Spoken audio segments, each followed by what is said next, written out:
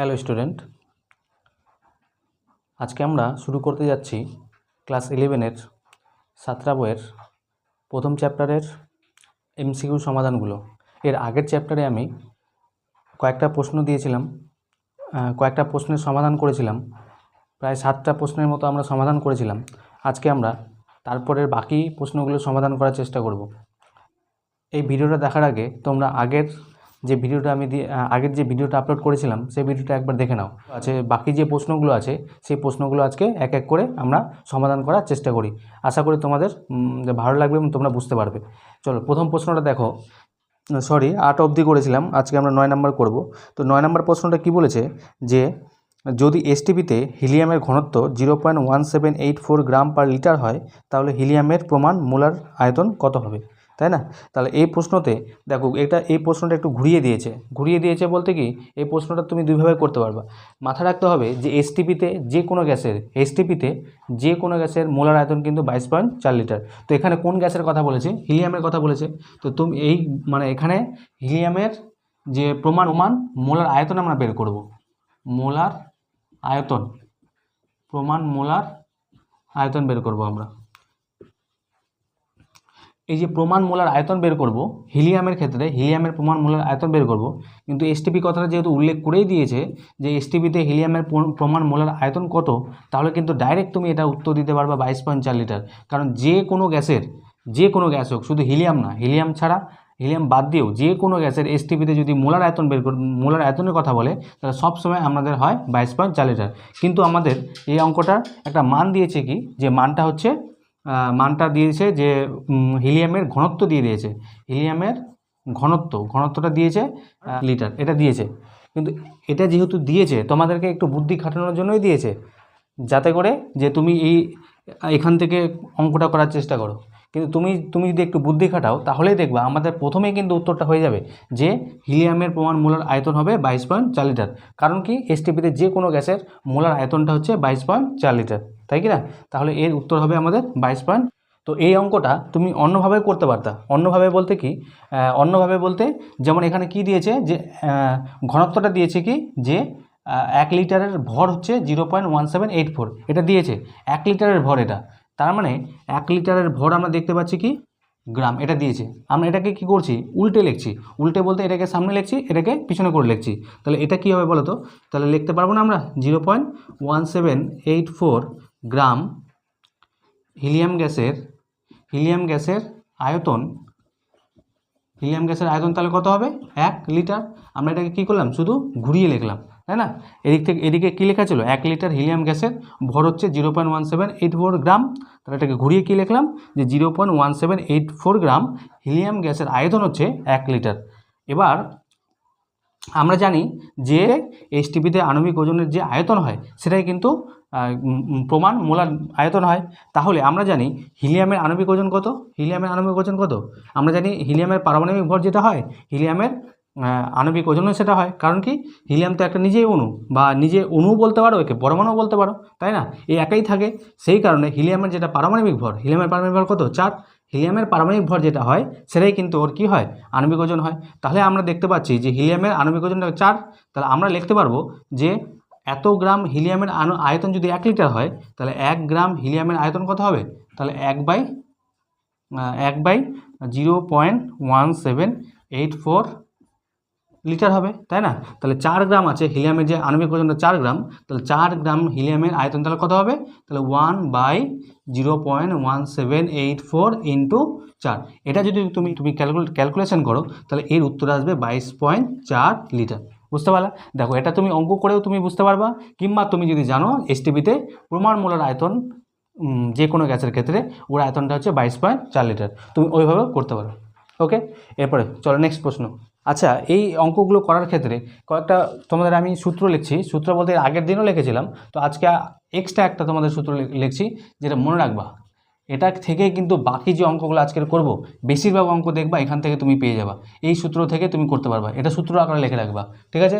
তো যে কোনো গ্যাস এসটিপিতে যে কোনো যদি গ্যাস হয় সেটা যদি 1 মোল হয়, ঠিক আছে?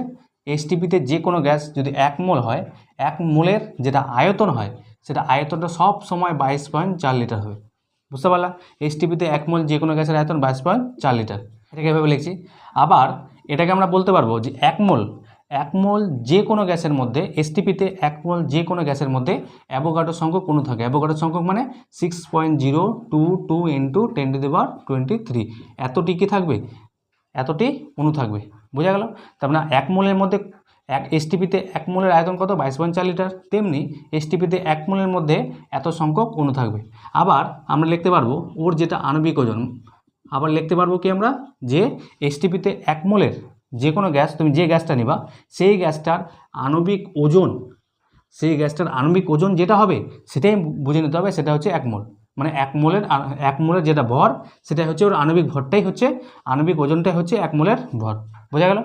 কি বললাম? আবার বলছি, 1 মোলের যেটা ভর হবে সেটা এসটিপিতে, যদি এসটিপি কথাটা যদি উল্লেখ থাকে তাহলে এসটিপিতে 1 মোলের যেটা ভর হবে সেটাই আণবিক ওজনটার সঙ্গে সমান হবে। তার মানে আণবিক ওজন যেটা হবে সেটা 1 মোলের ভর হবে। আবার আমরা এইভাবে বলতে পারি যে আণবিক ওজন কোনো একটা গ্যাসের, এসটিপিতে কোনো একটা গ্যাসের আণবিক ওজন যা হবে সেই আণবিক ওজনটার মধ্যেই এত সংখ্যক অণু থাকবে। মানে ওই ভরটুকুর মধ্যে যে গ্যাসটা তুমি নিয়েছো সেই গ্যাসটার ভরের মধ্যে আণবিক ওজন যেটা ভর আসবে সেই ভরটার মধ্যে এত সংখ্যক, মানে অ্যাভোগাড্রো সংখ্যক অণু থাকবে। বোঝা গেল?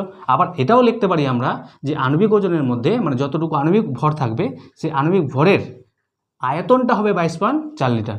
দেখো প্রত্যেকটার সঙ্গে কিন্তু রিলেটেড আছে। বুঝতে পারলে কথা? এই সূত্র থেকে অনেকগুলো অঙ্ক করতে তোমরা পারবা।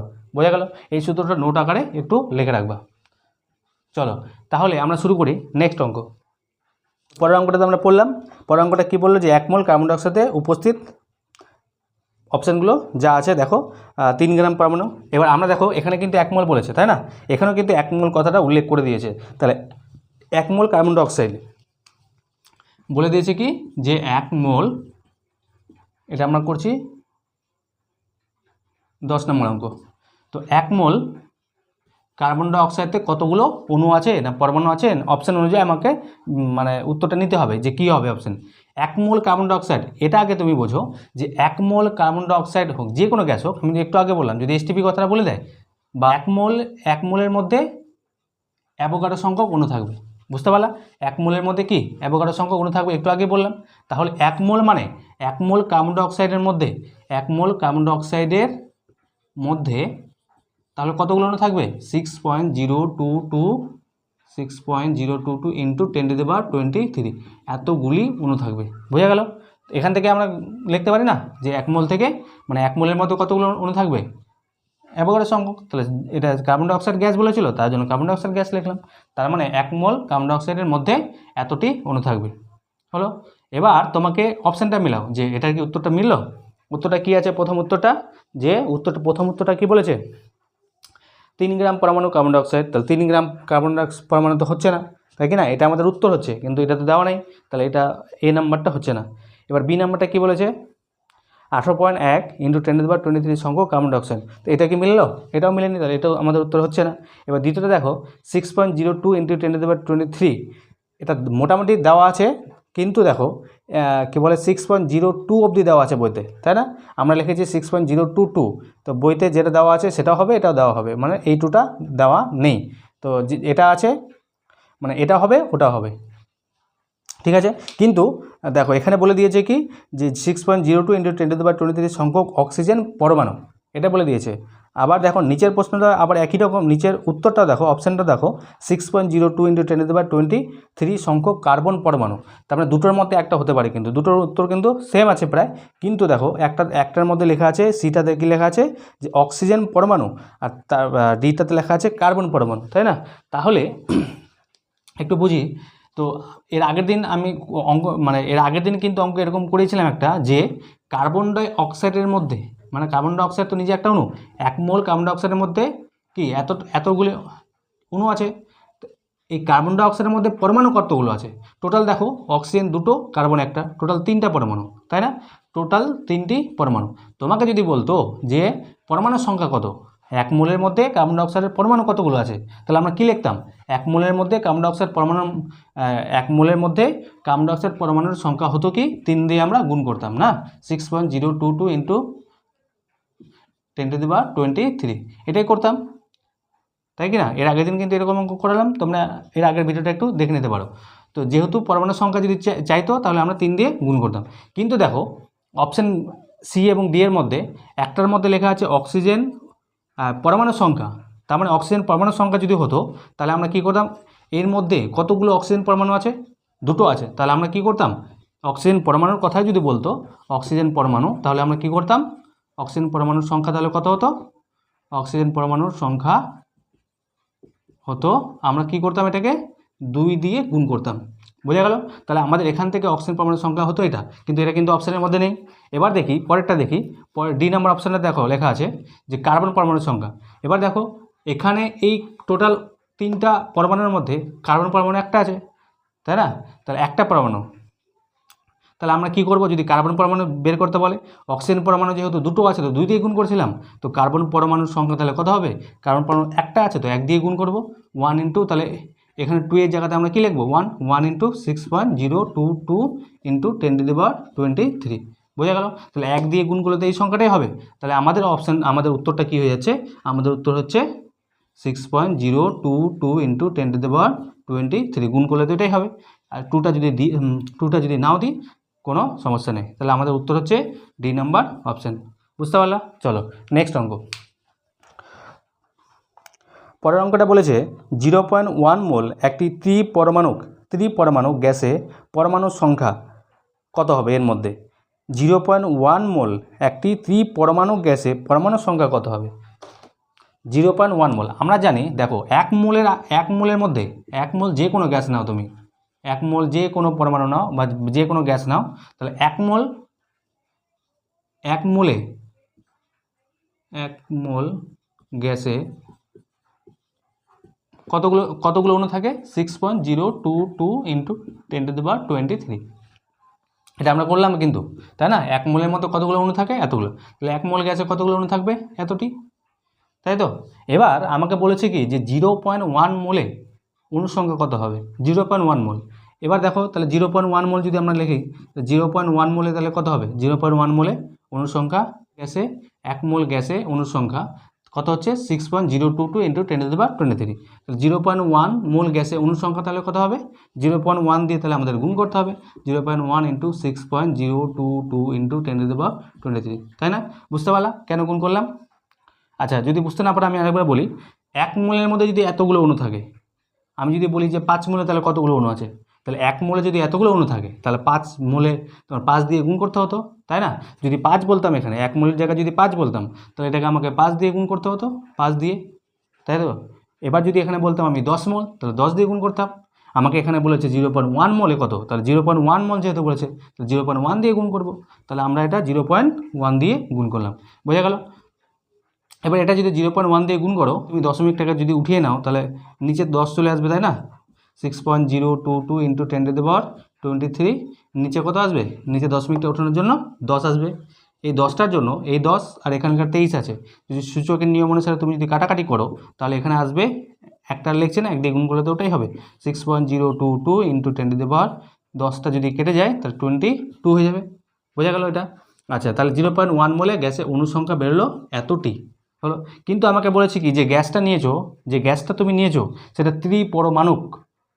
এবার পরমাণু সংখ্যা চাইছে, কিন্তু কি বলে তোমার অণুর সংখ্যা চাইনি। অণুর মধ্যে ত্রিপরমাণু কথার মানে হচ্ছে একটা অণুর মধ্যে 3টা পরমাণু আছে, তাই না? তাহলে এতগুলো 0.1 মোলের মধ্যে এতগুলো যদি অণু থাকে তাহলে পরমাণু কত হবে, যেহেতু গ্যাসটা ত্রিপরমাণু, তারপরে 3 দিয়ে আবার গুণ করবো, যেমন আগের অঙ্কটা করছিলাম, যতগুলো পরমাণু ছিল সেটা দিয়ে গুণ করছিলাম। তাহলে 0.1 এর মধ্যে 0.1 মোল এখানে লিখে দিচ্ছি, 0.1 মোল গ্যাসে, ত্রিপরমাণুক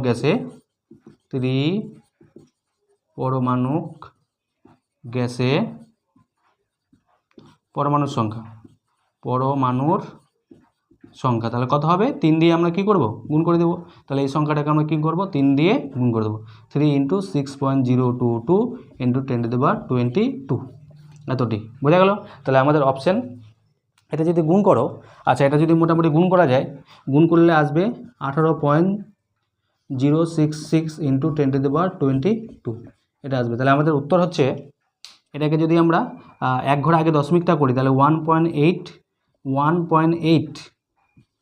066 ইন্টু, যেহেতু 1 ঘর আগে দশমিক নিয়েছি তাহলে এখানে 10 দিয়ে আবার গুণ করতে হবে, তা 10 দিয়ে গুণ করলে কত হচ্ছে, আর 10 দিয়ে গুণ করলে 23 হয়ে যাবে। ঠিক আছে, তাহলে উত্তর হচ্ছে আমাদের বি নাম্বার উত্তর। তাহলে উত্তর হলো আমাদের বি নাম্বার, মানে বইয়ের মধ্যে 1.8 অবধি আছে, এগুলো দেওয়া নেই যেহেতু, তাহলে আমরা 1.8 অবধি 1.8066 হচ্ছে ব্যাপারটা একই, তাহলে আমাদের উত্তর হচ্ছে বি নাম্বার। আচ্ছা, অনেকের সন্দেহ হতে পারে যে এখানে কি করে হলো ক্যালকুলেশনটা, একবার আমি দেখিয়ে দিচ্ছি যে এখানে উপরে মুছে দিয়ে একবার দেখিয়ে দিচ্ছি যে এটা ক্যালকুলেশনটা কী করে হচ্ছে।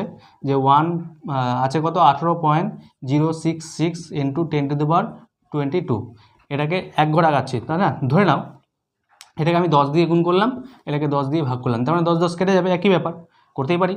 এবার এই 10টা আমরা জানি কি অঙ্কের নিয়মে কি জানি, নিচে একটা শূন্য আছে, তো একটা শূন্য আছে মানে 1 ঘর আগে 10 মিনিটে চলে যায়, তো 10 মিনিটটাকে যদি তুমি সরাতে চাও এই শূন্যটা উঠিয়ে দিয়ে, তাহলে 1 ঘর আগে নিতে হবে, তাহলে 1 ঘর আগে যদি নিয়ে নিই তাহলে 1.8066 ইন্টু 10⁻, দেখো এখানে 10-10-এর পাওয়ারে কিছু নেই মানে 1। এবার সূচকের নিয়ম অনুসারে কী হয়, দুটো 10-এর মধ্যে একটা 10 নিব, নিয়ে পাওয়ারগুলোকে যোগ করব, তাহলে 22 আর 1 যোগ করলে 23, তাই না, তো এটা তো আসছে, তাহলে আমরা এভাবে করতে পারি, তাহলে আমাদের উত্তর হচ্ছে বি নাম্বার। নেক্সট অঙ্কে কি বলেছে যে 1 মোল সুক্রোজে কত সংখ্যক পরমাণু বর্তমান, তাহলে এটা হচ্ছে আমাদের সুক্রোজের সংকেত। এবার বলে দিয়েছে প্রশ্নতে কি বলেছে, 1 মোল সুক্রোজে পরমাণুর সংখ্যা কত, সেম অঙ্ক, দেখো আগের মতো অঙ্ক, তো পরমাণুর সংখ্যা চেয়েছে, তো আমরা জানি প্রথমে আমরা বের করব এটা আমাদের চেয়েছে, এটা আমাদের কত হবে, পরমাণু সংখ্যাটা কত হবে সেটা আমরা বের করব। ঠিক আছে, তাহলে আমরা জানি, দেখো এখানে কি জানি 1 মোলের মধ্যে অণু সংখ্যা কতগুলি, এতগুলি, তাহলে আমরা সেমভাবে লিখবো যে 1 মোল 3, এতগুলো হচ্ছে সুক্রোজের সংখ্যা, অণুর সংখ্যা মানে সুক্রোজে অণুর সংখ্যা, কিন্তু অণুর সংখ্যা চাইনি, আমার চেয়েছি কি পরমাণু সংখ্যা। তাহলে দেখো তো এর মধ্যে এই 1 মোল সুক্রোজের মধ্যে কতগুলো পরমাণু আছে, দেখো সি আছে 12টা, হাইড্রোজেন আছে 22টা, অক্সিজেন আছে 11টা, টোটাল তাহলে কতগুলি পরমাণু হলো, দেখো 12 আর 22 যোগ করলে 34, 34 আর 11 যোগ করলে 45, তাই না, তাহলে এখানে 45টা তোমার কি আছে টোটাল পরমাণু। তাহলে আমি আগেও বলেছিলাম যে পরমাণু যেটা অণুর সংখ্যাকে, মানে অণুর সংখ্যা যেটা হবে সেটাকে যদি আমরা পরমাণু সংখ্যাটা দিয়ে গুণ করি, তাহলে মানে পরমাণু দিয়ে গুণ করি কতগুলো পরমাণু আছে সেটা দিয়ে যদি গুণ করি তাহলে আমরা কি পাবো, পরমাণু সংখ্যা পেয়ে যাব। কারণ 1 মোল সুক্রোজে অণুর সংখ্যা যদি এত হয় তাহলে 1 মোল সুক্রোজে পরমাণুর সংখ্যা তাহলে কত হবে, পরমাণুর সংখ্যা কত হবে, এখানে টোটাল পরমাণু কত হচ্ছে 45, তাহলে আমরা কি করব 45 দিয়ে গুণ করব, তাহলে 45 ইন্টু 6.022 ইন্টু 10⁻23, আগের মতো অঙ্ক, তাই না, এতটি হলো। তাহলে এটা আমাদের অপশান নাম্বার বিতে আছে, তাহলে এটা হচ্ছে আমাদের অপশান নাম্বার বি। এসটিপিতে 1 সিসি N2O-তে উপস্থিত, তাই একই ধাঁচের অঙ্ক, সব একই ধাঁচের অঙ্ক। এসটিপি কথাটা উল্লেখ করে দিয়েছে যেহেতু, আচ্ছা এসটিপিতে বলেছে 1 সিসি N2O-তে কতগুলো অণু আছে বা পরমাণু আছে সেটা তোমাকে বের করতে হবে। 1 সিসি কথাটার মানে কি মাথা রাখবা, এটা সিসিটা হচ্ছে আয়তনের একক, যেমন লিটার আয়তনের একক তেমনি সিসিটা আয়তনের একক। সিসিটাকে আমরা কিউবিক সেন্টিমিটার বলি বা সেমি কিউব বলি, যেটা বলবা সেটাই, তো সিসিও বলবা তুমি। তাহলে 1 সিসি N2O-তে কতগুলো পরমাণু হবে বা অণু আছে যেটা আমাদের বের করতে হবে, অপশান দেখে বুঝতে হবে যে কতগুলো অণু আছে না পরমাণু আছে বের করতে হবে।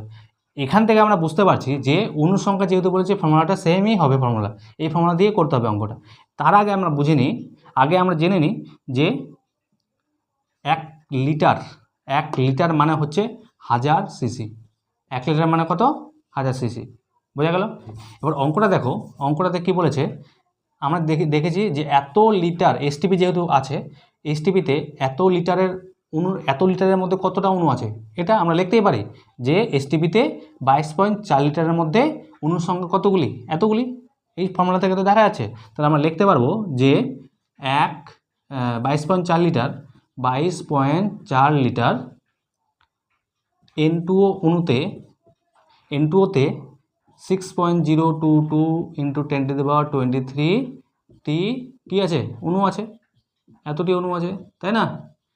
এই ফর্মুলা থেকে তো আমরা বুঝতে পারছি যে এত লিটারের মধ্যে, দেখো প্রত্যেকটার সঙ্গে লিঙ্ক যেহেতু আছে, আগেগুলো কি করছিলাম যে 1 মোলে এতটি অণু থাকতে পারে, আবার 22.4 লিটারের মধ্যেও এতগুলো অণু থাকতে পারে, আবার 22.4 লিটারের ভর কত হবে, আণবিক ওজনটাই সেটা ওর ভর হবে, দেখো প্রত্যেকটার সঙ্গে লিঙ্ক আছে কিনা। তাহলে আমরা ফর্মুলা ব্যবহার করব কোনটা, এই যে 22.4 লিটারের মধ্যে কতগুলো অণু আছে, 22.4 লিটারের মধ্যে এতগুলো অণু আছে। আমরা লিখলাম যে 22.4 লিটারের মধ্যে N2তে কত সংখ্যক অণু আছে, এতটি। তাহলে আমাকে কিন্তু 22.4 লিটার তো বলেনি, আমাকে 1 সিসি বলেছে, তাই না। এটাকে সিসিতে কনভার্ট করতে হবে। আমরা দেখলাম 1 লিটার মানে যদি 1000 সিসি হয়, এত লিটার মানে কত হবে, তাহলে 22.4 লিটারকে যদি 1000 দিয়ে গুণ করি তাহলে কি হয়ে যাবে, সেটা সিসিতে কনভার্ট হবে। তাহলে এটা হয়ে গেল আমাদের সিসি। তার মানে এটা আমাদের গুণ করলে আসবে 22,400 সিসি। তাহলে এটা আমাদের কত আসলো, 22,400 সিসি। তাহলে আমরা এটাকে লিখতে পারবো না, 22.4 লিটারের জায়গায় 22,400 সিসি লিখতে পারবো। তাহলে সেম জিনিস লিখবো আমরা যে 22,400 সিসি N2তে কত সংখ্যক অণু থাকবে, সেম 6.022 ইন্টু 10⁻23T অণু আছে, তাই না, এত সিসির মধ্যে। তাহলে 1 সিসি, দেখো অঙ্কটাতে কিন্তু প্রথমেই দেখো একবার দেখে নাও, অঙ্কতে 1 সিসিতে কত চেয়েছে, 1 সিসিতে অণুর সংখ্যা চেয়েছে বা পরমাণুর সংখ্যা চেয়েছে। তাহলে 1 সিসি তাহলে কত হবে, ঐকিক নিয়ম যেভাবে করে, ঐকিক নিয়মে কীভাবে করে, 6.022 ইন্টু 10⁻23 বাই কত হবে, এই নিচে এটা চলে আসবে 22,400, তাই না, এটাই তো হবে। এবার দেখো অপশান দেখবা, অপশান নাম্বার বিটা মিলে গেছে, অপশান নাম্বার বিটা মিলে গেছে। এখানে শুধু 2 নাই, একই ব্যাপার। তাহলে অপশান নাম্বার বিটার সঙ্গে মিলছে, কিন্তু এখানে দেখো অপশানের মধ্যে প্রত্যেকটা অপশান একবার দেখো, লাস্টে আবার ডি নাম্বার আছে উপরে সবকটি, তাই না, উপরে সবকটি। যখন এরকম অপশান থাকবে উপরে সবকটি, তখন একটা দেখে আমরা বুঝতে পারবো না যে শুধু এটাই অ্যান্সার হতে পারে, তাই না। আমাকে আবার অন্য অপশানগুলো একবার দেখতে হবে যে ওগুলো উত্তর হচ্ছে কি না। একটা দেখলেই বুঝতে পারবা যে উপরে সবকটি অপশানটা হবে কি না। তাহলে একবার দেখি, আমরা বি নাম্বারটা তো মিলছে যে এত সংখ্যক অণু, এটা মিলে যাচ্ছে। তাহলে আমাদের এ নাম্বারটা কি বলেছে, এত, দেখো কত সংখ্যক পরমাণু চেয়েছে। তার মানে পরমাণুর সংখ্যাটা আমরা বের করি, আমরা তো জানি এখান থেকে বের করতে পারবো। এটা আমাদের কি হলো, অনুসংখ্যা। বলো তো পরমাণু এর মধ্যে কটা আছে, N2 মধ্যে পরমাণু কটা আছে, দেখো একই রকম আগের মতোই করেছিলাম, এর মধ্যে 3টে পরমাণু, তাই না। তাহলে পরমাণুর সংখ্যা 1 সিসির মধ্যে, তাহলে 1 সিসির মধ্যে পরমাণুর সংখ্যা কত হবে, পরমাণুর সংখ্যা 1 সিসির মধ্যে পরমাণুর সংখ্যা হবে, যেহেতু 3টা পরমাণু 3 দিয়ে গুণ করে দেবো, তাহলে 3 দিয়ে গুণ করলে কত আসবে, 3 ইন্টু 6.022 ইন্টু 10⁻23 বাই 22,400। আবার অপশানটা মিলাও, অপশানের সঙ্গে ঠিক মিলছে না, এটা কাটাকাটির ব্যাপার আছে, একটু কাটাকাটি করা যাক, দেখি কি হয়। অপশানে দেখবা এ নাম্বারটাতে 10⁻22 আছে, তো এটাকে আমরা 10⁻22 বানানোর চেষ্টা করি। এটাকে যদি আমরা 10⁻22 বানাই, তাহলে এখানে 10 লিখতে হবে, তাই না, এখানে 10 লিখলে এটাকে লেখা যাবে এভাবে।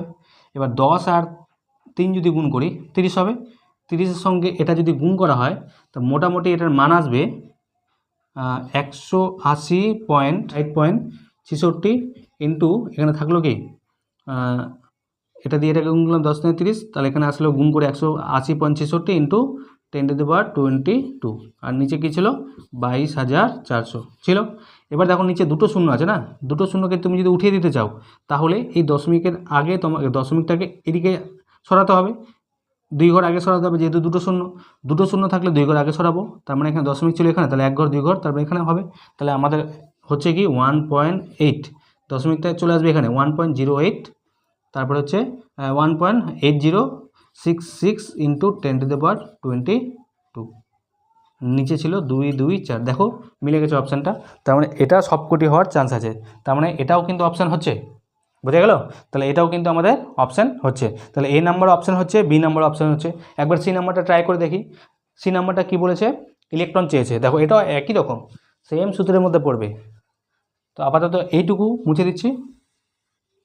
ইলেকট্রন বলতে দেখো, ইলেকট্রন বলতে কী বোঝাচ্ছে, কত সংখ্যক ইলেকট্রন আছে, আমি অনুসংখ্যায় আগে বের করব। তাহলে অনুসংখ্যাটা বের করে নিয়েছি আগে থেকে, অনুসংখ্যা বের করলাম। এবার ইলেকট্রন যেমন পরমাণুর সংখ্যা বের করেছিলাম, তেমনি একদম একই রকম N2তে কতগুলো ইলেকট্রন আছে সেটা তোমাকে দেখতে হবে। এবার ভাবো N মানে নাইট্রোজেনের পরমাণু ক্রমাঙ্ক কত, 7। আমরা জানি যে নাইট্রোজেনের পরমাণু ক্রমাঙ্ক যদি 7 হয়, মানে পরমাণু ক্রমাঙ্ক মানে তো প্রোটন সংখ্যা, যতগুলো প্রোটন থাকে একটা পরমাণুর মধ্যে ততগুলো কী থাকে, ইলেকট্রন। তাহলে এর মধ্যে যদি প্রোটন থাকে 7টা, তাহলে ইলেকট্রন থাকবে কটা, 7টা। তাহলে নাইট্রোজেনের মধ্যে কটা ইলেকট্রন আছে, 7টা, বোঝা গেল। কিন্তু এখানে নাইট্রোজেন দুটো আছে তো, তাই না? নাইট্রোজেন দুটো আছে, একটা নাইট্রোজেনের মধ্যে যদি 7টা ইলেকট্রন হয় তাহলে দুটো নাইট্রোজেনের মধ্যে কটা ইলেকট্রন হচ্ছে, তাহলে 7 + 7 মানে টোটাল হচ্ছে 14টা, হলো 14টা। এবার দেখো আবার তো অক্সিজেনও আছে এর মধ্যে, এবার অক্সিজেনের মধ্যে কতগুলো ইলেকট্রন আছে, আমরা জানি অক্সিজেনের পরমাণু ক্রমাঙ্ক হচ্ছে 8, মানে এর প্রোটন সংখ্যা হচ্ছে 8। যদি যতগুলো প্রোটন থাকে ততগুলো ইলেকট্রন, তাহলে অক্সিজেনের মধ্যে যদি 8টা প্রোটন থাকে তাহলে ইলেকট্রন তোমার কটা, 8টা। টোটাল ইলেকট্রন তাহলে কত হচ্ছে, টোটাল এর মধ্যে টোটাল ইলেকট্রন 14টা তোমার নাইট্রোজেন ইলেকট্রন আর 8টা হচ্ছে অক্সিজেন ইলেকট্রন, টোটাল ইলেকট্রন হয়ে যাচ্ছে 14 + 8, তাহলে মানে 22টা। টোটাল ইলেকট্রন কত হলো, তাহলে 22টা। তাহলে এবার দেখো সেমভাবে পরমাণু সংখ্যা যেরকম করে বের করতাম, তাহলে ইলেকট্রন সংখ্যা এই 1 সিসির মধ্যে ইলেকট্রন সংখ্যা তাহলে কত হবে, ইলেকট্রন সংখ্যা, এই অণু সংখ্যাকে আমরা যতগুলো ইলেকট্রন সংখ্যা হলো সেটা দিয়ে গুণ করে দেবো, তাহলে আমাদের কি হবে, ইলেকট্রন সংখ্যা বেরিয়ে যাবে টোটাল। তাহলে আমাদের টোটাল হলো 22টা, তাহলে 22 দিয়ে এটাকে গুণ করবো, তাহলে 22 ইন্টু এটাকে গুণ করলে কত আসবে, 22 ইন্টু 6.022 ইন্টু 10⁻23 বাই 22,400, বোঝা গেল। এবার এটাকে তুমি যদি গুণ করতে চাও, গুণ করলে মোটামুটি 22,000 যদি গুণ করো তাহলে এটা আসবে 132.484, এটা গুণ করলে আসবে 132.484 বা ইন্টু 10⁻23 ছিল, নিচে আছে দেখো 22,400 হলো। এবার দেখো দুটো শূন্য তুমি যদি উঠাতে চাও, সেম দশমিকটা 2 ঘর আগে চলে আসবে, তা 2 ঘর আগে আসলে কি হবে, 1.32484 ইন্টু 10⁻23 বাই 224, বোঝা গেল।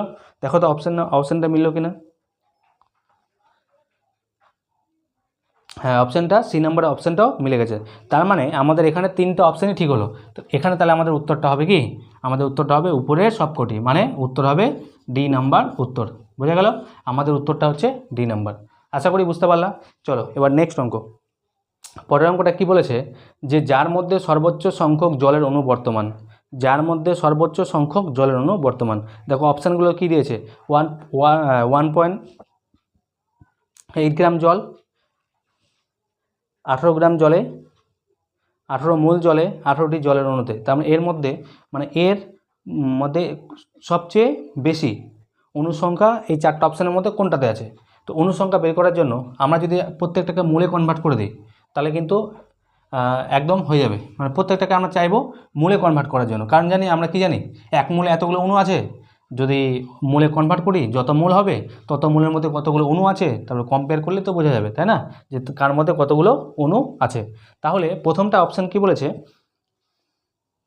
এই নাম্বার অপশানটা কি বলেছে, এই নাম্বার অপশানটা বলেছে 1.8 গ্রাম জল, এই নাম্বার অপশান বলেছে এত গ্রাম জল বলেছে। এটাকে আমরা অণুর সংখ্যা বের করব, ঠিক আছে, মানে অণুর সংখ্যা বলছে, এটাকে আমরা মোল সংখ্যা বের করব। মোল সংখ্যা কী করে বের করে, এর আগের দিন আমরা একটা ফর্মুলা লিখিয়ে দিয়েছিলাম মোল সংখ্যা বের করার, একটু দেখে নিবা, আমি লিখে নিচ্ছি। দেখো মোল সংখ্যা বের করার ফর্মুলা হচ্ছে, প্রদত্ত ভর বাই আণবিক ভর, এটা হচ্ছে মোল সংখ্যা বের করার ফর্মুলা। আরেকটা ফর্মুলা মনে রাখবা, যদি অণুর সংখ্যা বের করতে বলে, অণুর সংখ্যা, তাহলে অণুর সংখ্যা বের করার জন্য আমাদের কি করতে হবে, মোল সংখ্যা বের করে নেব, মোল সংখ্যাকে আমরা গুণ করব অ্যাভোগাড্রো সংখ্যা দিয়ে 6.022 ইন্টু 10⁻23, বোঝা গেল। যদি তোমাকে আবার আয়তন যদি বের করতে বলে, ধরো গ্যাসের আয়তন বের করবো আমি, তাহলে আয়তন যদি বের করতে বলে তাহলে সেম করব, কি করব, মোল সংখ্যাকে আগে মোল সংখ্যা বের করে নেব, মোল সংখ্যা সেটাকে আমরা গুণ করব 22.4 লিটার দিয়ে, তাহলে আমাদের আয়তন পেয়ে যাব। অনুসংখ্যা বের করলে মোল সংখ্যাকে অ্যাভোগাড্রো সংখ্যা দিয়ে গুণ করবো, তাহলে আমরা অনুসংখ্যা পেয়ে যাব। আর যদি মোল সংখ্যা বের করতে বলে প্রদত্ত ভরকে আণবিক ভর দিয়ে ভাগ করব, বোঝা গেল। প্রদত্ত ভর মানে যে ভরটা প্রশ্নের মধ্যে দেওয়া থাকে সেটা হচ্ছে প্রদত্ত ভর, আণবিক ভরটা আমরা বের করতে শিখেছি, তাই না। তাহলে দেখো এখান থেকে যদি মোল বের করতে বলে, মোল সংখ্যা, দেখো মোল সংখ্যার ফর্মুলা কি, মানে মোল বের করতে, যেহেতু আমি কি বললাম প্রত্যেকটাকে মোলে কনভার্ট করো, বোঝা গেল। তো মোলে কনভার্ট করার জন্য দেখো মোল সংখ্যার ফর্মুলা কি, প্রদত্ত ভর বাই আণবিক ভর। প্রদত্ত ভর বলতে এটা দেওয়া আছে কত, 1.8 বাই আণবিক ভর। এবার আণবিক ভর বলতে জলের আণবিক ভর, তো জলের আণবিক ভর কত আমরা জানি, H2O, জলের সংকেত কি H2O। আণবিক ভরটা যদি বের করতে হয়, হাইড্রোজেন হচ্ছে 2, অক্সিজেন হচ্ছে 16, টোটাল হচ্ছে 18, বোঝা গেল। কীভাবে বের করলাম আণবিক ভর, মনে আছে সবারই। তাই না? এভাবে আমরা বের করবো আণবিক ভর। আচ্ছা, কারো যদি মনে না থাকে আমি তাও একবার বলে দিই, হাইড্রোজেনের পারমাণবিক ভর হচ্ছে 1, যেহেতু দুটো হাইড্রোজেন আছে সেই কারণে 1 করে 2 লিখলাম। অক্সিজেনের পারমাণবিক ভর হচ্ছে 16। এটা কিন্তু মুখস্থ করতে হবে, তোমাদের কয়েকটা পারমাণবিক ভরগুলো মুখস্থ করতে হবে, এগুলো তোমরা পড়েছিলা তাই না? তাহলে অক্সিজেনের পারমাণবিক ভর কত? 16 আর 2 যোগ করলে 18, তাহলে 18 হচ্ছে আমাদের আণবিক ভরটা বের হলো। এবার যদি এটাকে করো কাটাকাটি যদি করো, ধরো এটাকে তুমি যদি দশমিকটাকে উঠাতে চাও তাহলে গুণ 10 করে দাও, নিচে 18 কেটে যাবে তাই না? তাহলে 1/10 থাকছে, তাহলে 1/10, 1/10 মানে তো 0.1, তাহলে আমাদের কি কত বেরোচ্ছে? 0.1 মোল। বুঝতে পারলা? 0.1 মোল। আচ্ছা, এবার 0.1 মোল করলাম, এরপরে বি নাম্বার অপশানটা করে দিচ্ছি কত মোল বেরোচ্ছে, আগে সেটা করি। বি নাম্বারে বলেছে কত? 18 গ্রাম জল বলেছে, করো 18 গ্রাম জল বলেছে। সেমভাবে মোল সংখ্যা বের করব, 18 গ্রাম জল, তাহলে প্রদত্ত ভর মানে 18 গ্রাম বা আণবিক ভর বের করলাম। এখন আণবিক জলের আণবিক ভর কত? 18 গুণ করলে 1 মোল, তাহলে এটা আমাদের কত বেরোলো? 1 মোল হলো। তেমনি সেমভাবে সি নাম্বার অপশানটা কী বলেছে? সি নাম্বারটা বলেছে 18 মোল। এটা তো কিছু করতেই হবে না, ডাইরেক্ট এটা বলে দিয়েছে 18 মোল। ওকে, এটা বেরোলো 0.1 মোল, এটা বেরোলো 1 মোল, এটা বেরোলো 18 মোল। ডি নাম্বারটা কী বলেছে? ডি নাম্বারটা বলেছে 18টি জলের অণু। 18টি জলের অণু, ও তো বলেই দিয়েছে যে 18টা জলের অণু আছে, 18টা আছে জলের অণু, কত? 18টা, তাই না? বলে দিয়েছে 18টি, এর মধ্যে এটা তো মোলে কনভার্ট করা যাচ্ছে না, তো মোল কনভার্ট করার দরকার নেই, এটা হচ্ছে 18টি বলে দিয়েছে। এবার দেখো, আমরা জানি 1 মোলে কতগুলো অণু থাকবে? এতগুলি, মানে অ্যাভোগাড্রো সংখ্যক 1 মোলে। তাহলে 1 মোলে এত যদি থাকে, তাহলে 0.1 মোলে কিছু সংখ্যক থাকবে, 1 মোলে তো এটা 1 মোলে ব্যাপারটা তো একই, এটাই সংখ্যা থাকবে। আর 18 মোল আছে, তাহলে বলো তো এর মধ্যে কোন সংখ্যাটা বড়? 0.1 মোল, 1 মোল না 18 মোল? নিশ্চয়ই 18 মোল বড়।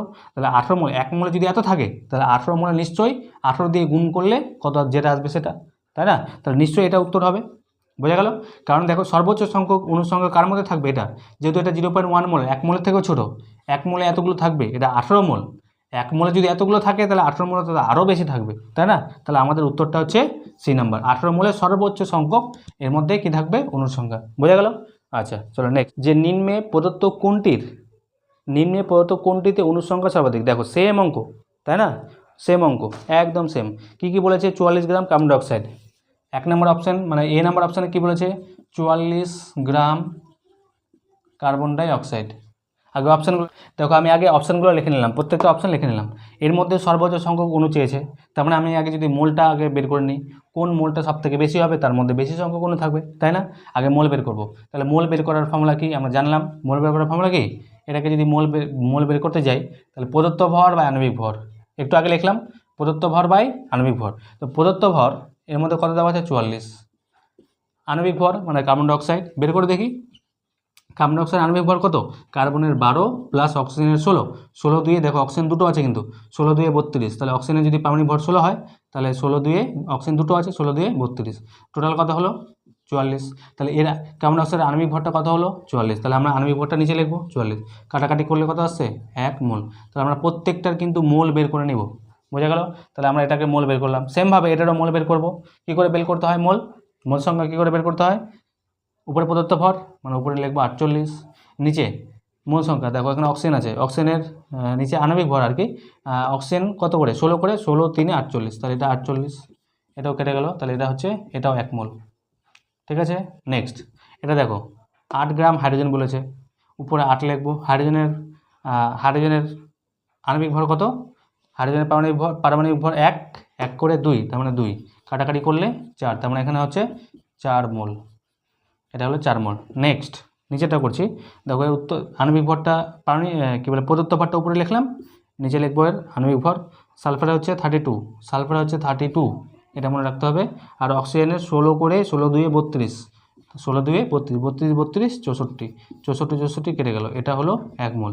এবার বলো তো এর মধ্যে মোল সংখ্যা কোনটাতে বেশি আছে? নিশ্চয়ই এটাতে বেশি আছে, যার মধ্যে মোল সংখ্যা বেশি তার মধ্যে অণুর সংখ্যা বেশি, তাই না? তাহলে উত্তর হচ্ছে আমাদের সি নাম্বার। নেক্সট অঙ্ক, পরের অঙ্কটা বলেছে যে প্রমাণ শর্তে 1 লিটার বায়ুতে আয়তন হিসাবে 21% অক্সিজেন বর্তমান, ওই অক্সিজেনের মোল সংখ্যা কত হবে? তো বলেছে যে 1 লিটার বায়ুতে আয়তন হিসাবে 21% অক্সিজেন আছে, এটা বলে দিয়েছে যে 1 লিটার বায়ুতে আয়তন হিসাবে 21% অক্সিজেন। 1 লিটারের মধ্যে 1 লিটার বায়ুর মধ্যে 21% অক্সিজেন, 1 লিটার বায়ুর মধ্যে যদি 21% অক্সিজেন হয় তাহলে আয়তন হিসাবে কত হচ্ছে 0.21 লিটার। আচ্ছা, বুঝতে পারলে না, চলো এটাকে ভালো করে তোমাদের বোঝার চেষ্টা করি। তো 1 লিটার 21% কথাটার মানে কি, আমি ধরে নিলাম যে বায়ুটা হচ্ছে 100%, বায়ুটা আমি ধরে নিচ্ছি 100 লিটার আছে, ঠিক আছে। বায়ুটা হচ্ছে 100 লিটারের বায়ু, 100 লিটার বায়ুতে 21% শতকরা হিসাবে 21% আছে, তারপর নিশ্চয়ই 100 লিটার বায়ুতে 21 লিটার কি থাকবে, অক্সিজেন থাকবে। আমি বায়ুটাকে ধরলাম টোটালটা হচ্ছে 100 লিটার, যেহেতু 21% আছে, তার মানে পার্সেন্ট কথার মানে কি, 100-র মধ্যে কী বলে 100-র মধ্যে কতটুকু, তাহলে 21%। তাহলে 100-র মধ্যে তুমি যদি 21 পেয়ে থাকো, ধরো কোনো পরীক্ষাতে 100-র মধ্যে 21 পেয়েছো, 21% পেয়েছো, তাহলে 100-র মধ্যে কত পেয়েছো, 21 পেয়েছো। তারপরে 100 লিটার টোটাল যদি বায়ু হয়, তবে 100 লিটার বায়ুর মধ্যে 21 লিটার অক্সিজেন আছে, বোঝা গেল। আচ্ছা, এবার 1 লিটার চেয়েছে না, তার মানে 1 লিটারে কত হবে, তাহলে 21/100 লিটার অক্সিজেন আছে। এটাকে তুমি যদি দশমিকটা শূন্যগুলো যদি তুমি সরিয়ে দিতে চাও, তাহলে দশমিক তোমাকে কী করতে হবে, 2 ঘর আগে দিতে হবে, দুটো শূন্য আছে তো 2 ঘর আগে, তার মানে 0.21, বোঝা গেল। তাহলে কতটা, 0.2 লিটার অক্সিজেন আছে, বোঝা গেল। এবার এটা থেকে আমাকে বের করতে কি বলেছে, যে বের করতে বলেছে মোল সংখ্যা কত, বের করতে বলছে মোল সংখ্যা। আমরা লিখলাম যে আয়তন সমান কি লিখলাম, মোল সংখ্যা ইন্টু 22.4 লিটার। দেখো একটু আগে কিন্তু লিখলাম যে আয়তন হিসাবে আয়তন যদি তোমাকে বের করতে বলে মোল সংখ্যাকে 22.4 লিটার দিয়ে গুণ করতে হবে, তাই না। আর অণুর সংখ্যা যদি বের করতে বলে মোল সংখ্যাকে অ্যাভোগাড্রো সংখ্যা দিয়ে গুণ করতে হবে, এটা তো লিখলাম। দেখো এখানে আয়তন কিন্তু বইয়ের মধ্যে মানে আমরা এটা বের করলাম, অক্সিজেন হিসাবে আয়তন কত আছে 0.21 লিটার, তাহলে আয়তন হিসাবে এখানে কী লিখবো 0.21। আমাকে মূল সংখ্যা বের করতে হবে, তাহলে মূল সংখ্যাটা এখানে রেখে দিলাম, মূল সংখ্যা, তাহলে মূল সংখ্যা বের করব, তাহলে ইন্টু 22.4 লিটার আছে, এটা এদিকে নিয়ে যাও, তাহলে 22.4 লিটার হয়ে যাবে, লিটারটা না লিখছি না, বোঝা গেল। এটা গুণ ছিল 22.4 লিটার, এদিকে আসলে ভাগ হয়ে গেল 0.21/22.4।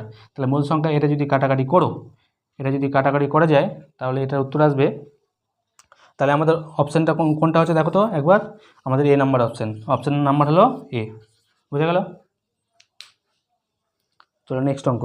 পরের অঙ্কটা কি বলেছে যে 4.2 গ্রাম N3 মাইনাস 4.2 গ্রাম N3 মাইনাস আয়তনের মোট যোজ্যতা ইলেকট্রনের সংখ্যা কত, মোট যোজ্যতা ইলেকট্রনের সংখ্যা চেয়েছে।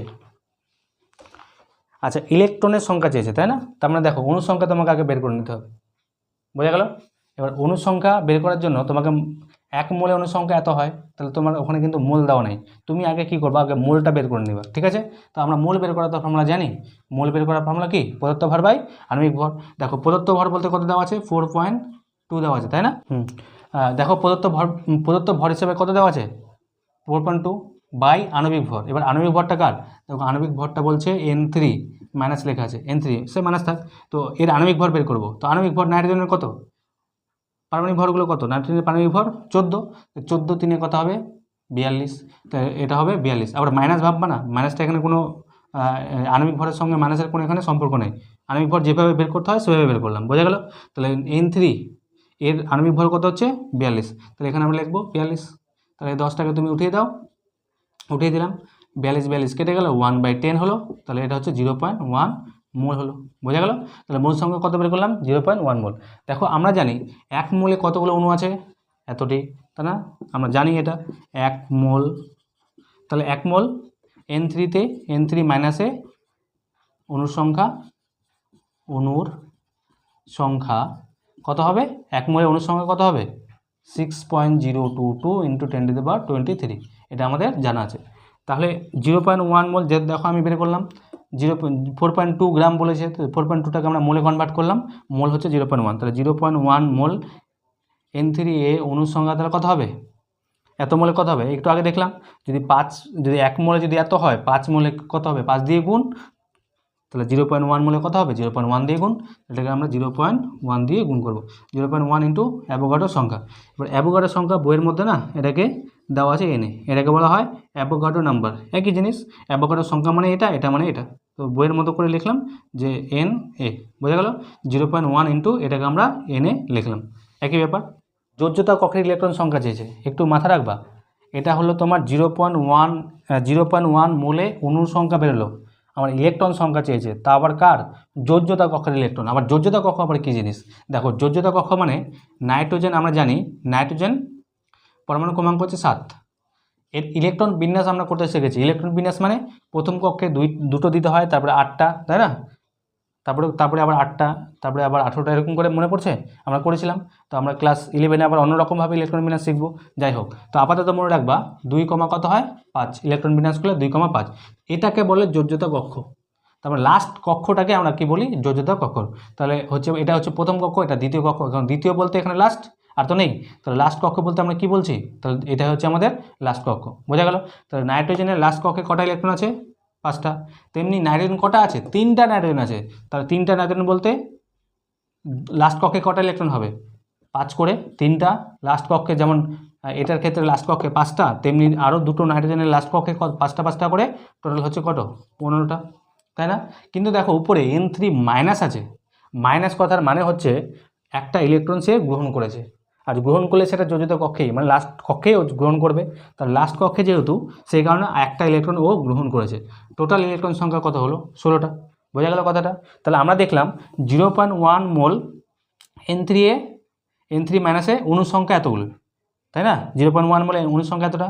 আমরা জানি ইলেকট্রন সংখ্যা যদি বের করতে হয়, ইলেকট্রন যে সংখ্যাটা হলো সেটা দিয়ে আমরা গুণ করব অণুর সংখ্যাটাকে। তাহলে আমরা 0.1 মোল এ, এখানে অণুর সংখ্যা জায়গায় কী লিখবো? ইলেকট্রন সংখ্যা, ইলেকট্রন সংখ্যা। তাহলে কত হবে? 16 দিয়ে গুণ করলে আমরা ইলেকট্রন সংখ্যা পেয়ে যাবো। তাহলে 16 ইন্টু 0.1 ইন্টু NA, বোঝা গেল। তাহলে এটা 0.1 দিয়ে গুণ করলে মোটা 1.6 ইন্টু NA। তাহলে আমাদের উত্তর হচ্ছে সি নাম্বার, বোঝা গেল আশা করি। আচ্ছা, নেক্সট অঙ্ক। পরের অঙ্কটা বলেছে নিম্নলিখিতর মধ্যে কোনটি সবচেয়ে হালকা। আচ্ছা, কোনটি সবচেয়ে হালকা বলেছে। হালকা মানে এর ভরটা তোমাকে দেখতে হবে, তাই না? হালকা মানে ভরটা দেখবো। প্রথমে অপশানটা দেখো, আগে অপশানগুলো লিখে নিচ্ছি। দেখো, তো আমরা প্রথমে অপশানগুলো লিখে নিলাম। প্রত্যেকটা দেখো আমার চেয়েছে কি, যে কোনটা হালকা, মানে এদের 4টার মধ্যে কোনটা হালকা হবে।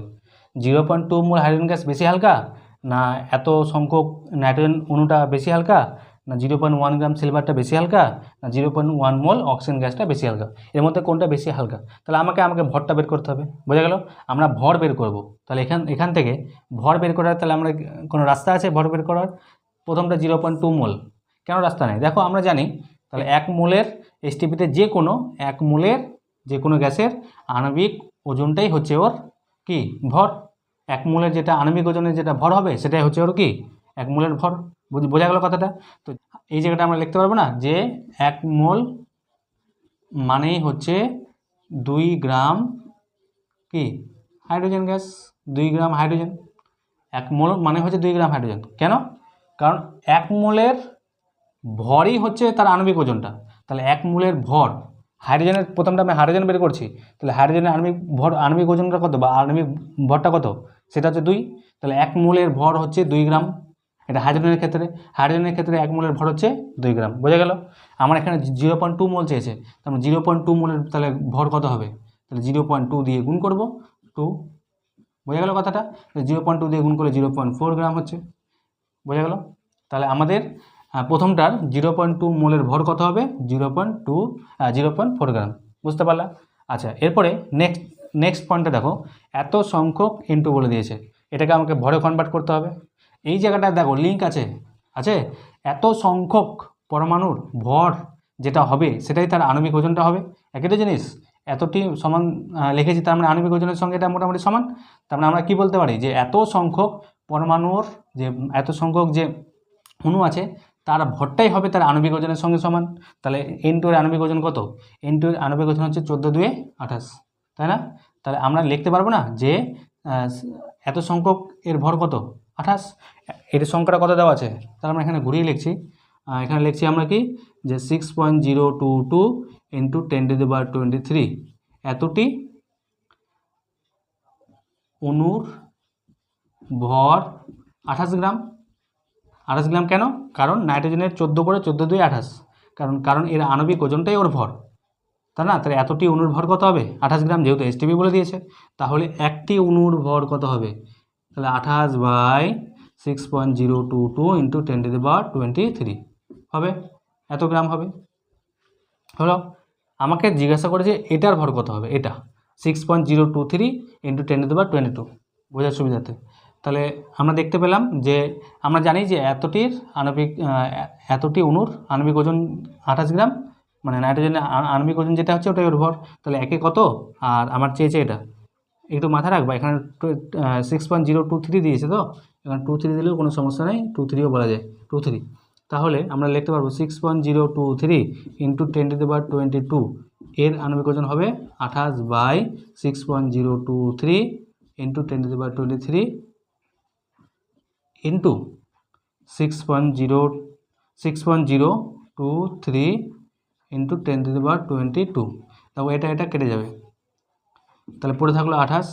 আর দেখো নিচে দেখো 10⁻23 আছে, 10⁻22 আছে, তো নিচে এটা যদি কেটে দাও নিচে কিন্তু 10 বাজবে, এখানে 23 এখানে 22, নিচে 10 বাজবে, তো নিচে 10, তাহলে কত হচ্ছে 10 দিয়ে এটা 10 মিনিটটা করলে 2.8 গ্রাম, এটা হলো আমাদের 2.8 গ্রাম, বোঝা গেল? তাহলে আমাদের এত সংখ্যক ইনটু এর ভর কত হলো 2.8 গ্রাম, আর 0.2 মোলের ভর কত হলো 0.4 গ্রাম। এরপরটা দেখো সি নাম্বার অপশান, দেখো সি নাম্বার অপশানটা কী বলেছে, 0.1 গ্রাম সিলভার, এটা তো গ্রামেই দেওয়া আছে, কোনো সমস্যা নেই, আছে সমস্যা? তো 0.1 গ্রামই দেওয়া আছে, সিলভারের ভরটা কত 0.1 গ্রাম, এটা কিছু করতে হবে না। এবার 0.1 মোল দিয়েছে, আমরা জানি 0.1 মোল কি অক্সিজেন। দেখো এক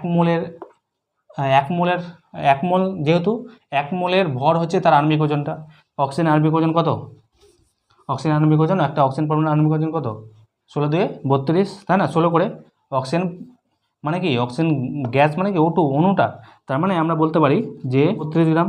তাহলে 0.1 মোল অক্সিজেন মানে কত, 0.1 দিয়ে 32কে গুণ করতে হবে, এত গ্রাম।